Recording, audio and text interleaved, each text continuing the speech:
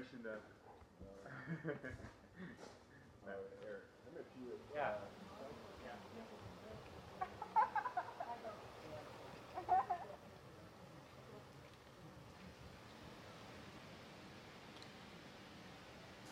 It's not really how much I've slept, but how good the sleep has been. We're gonna go set it on the lower one. It's not hard to fall asleep. Like, I'm literally a walking narcoleptic right now because I probably only get like 2 to 3 hours of sleep a night. And then the rest of the hours that I'm actually in bed are spent panicking with anxiety or sweating or feeling like my heart's gonna erupt out of my chest, something like that. I'm not sleeping enough.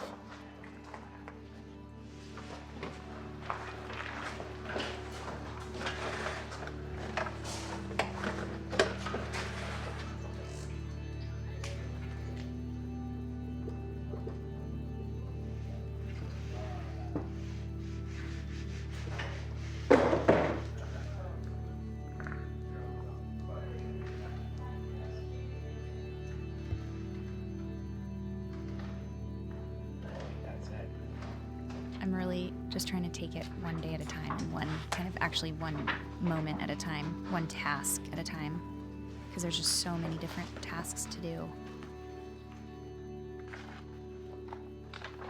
So I'm guessing you'll probably be there around, yeah. I mean, I can't really remember the last time I went to bed at the same time with Rye, because we both are just like two ships passing in the night, just doing our own tasks and duties and taking care of our own spheres. Yeah, it's hard to even put it into words what it feels like right now. This has been the most stressful activity or thing in my life.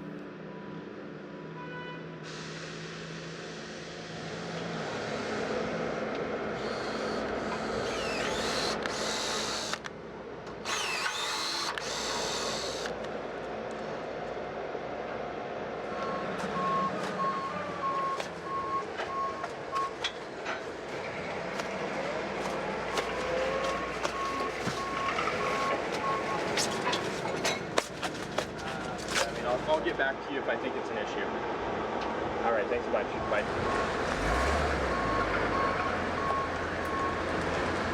Am I coming in there?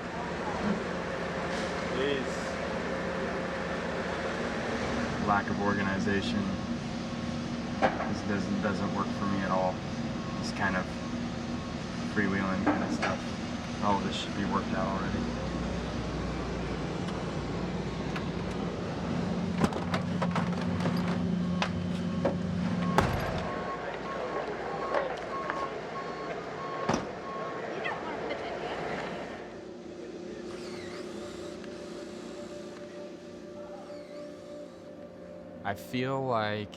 I feel that sensation like when you're on a roller coaster and it's climbing up to the highest point and you just hear it click, click, click, click as it's climbing up this rickety track, and you're thinking as you're on this roller coaster climbing up to this high point, like what's gonna happen, what's it gonna be like when it goes over the other side, are we gonna be okay, I should never have gotten on this roller coaster.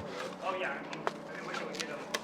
Nobody that I know of has ridden the roller coaster that we're on. So it's truly like a first go on a roller coaster that you're not really sure what the track even looks like, right? Even if it finishes, you don't even know if the track safely delivers you to a destination. It might just drop off into the abyss and then that's it. You got on it, and it's kind of like, it's a fear of climbing up to take a huge leap and not knowing if it's actually going to deliver you to a destination at all.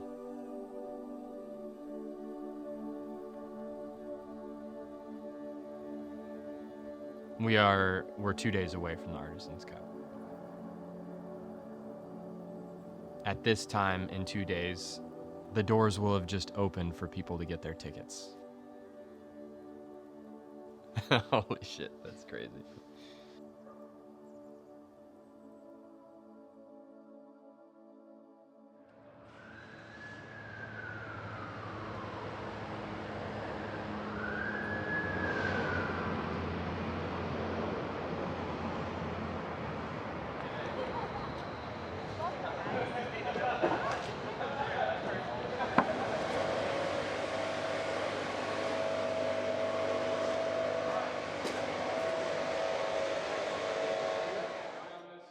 I think what a lot of people don't understand about the Artisans Cup that came to experience that, but might not have been present for the behind the scenes, is that the whole show was delivered, unpacked, constructed, set up, and lighted and photographed in 26 hours.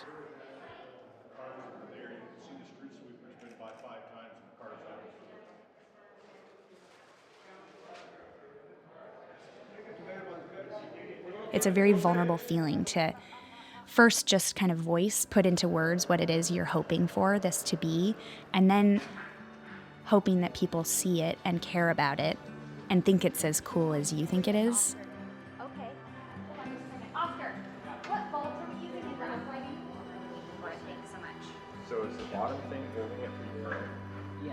Try to say I didn't know what it meant to care about trees or to care about nature as much as I do now. I mean, it just elevates our lives so much to kind of be in touch with these natural living creatures and to be shaped by them just as much as they're being shaped by us. And I think that that's why I care so much and why I feel so passionate about what we're doing with this. Yeah.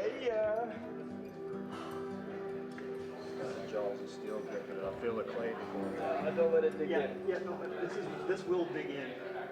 Okay. For the Artisans Cup, we had to make other people believe, right? We had to make other people find value in it. We had to give people reason to care. And if you don't believe in the project, then other people see that. You know, whether you say it or not, they can read it loud and clear. It's fully transparent.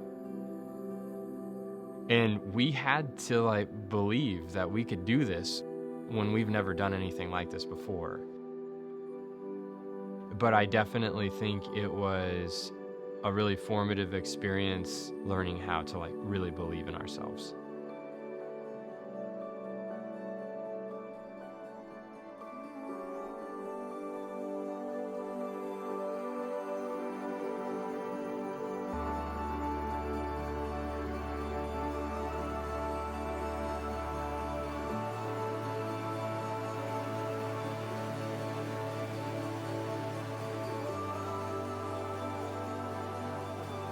It was just this really special collective creation, which I think was the coolest thing for me to see, is that Rye and I kind of set this train in motion, but it wasn't just us that made it happen. And every person that took part in it and gave to bring it to life had an influence on it and made it better than we could have done just on our own. Daddy, look at what that tree looks like. Amazing.